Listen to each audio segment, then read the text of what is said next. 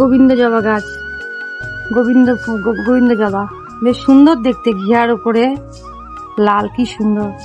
দেখো বন্ধুরা, আমার বাড়িতে কত সুন্দর সুন্দর এই গোবিন্দ জবা গাছ। তারপরে দেখো রক্ত পঞ্চ জবা, আমার বাড়িতে মা আছে, মায়ের চক্ষু দান করতে লাগে। হ্যাঁ, আজকে ওয়েদারটা বেশ সুন্দর। তারপরে দেখো এখানে আছে আমার কাঞ্চন ফুল সাদা, কি সুন্দর লাগে না দেখতে।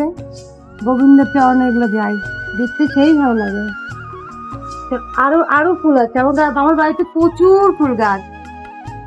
তারপরে আছে ঝুমকা জবা গাছ, ওই ঝুমকা জবা, ওই দেখো ঝুলছে কানের দুড়ি, সুন্দর লাগে ওটা।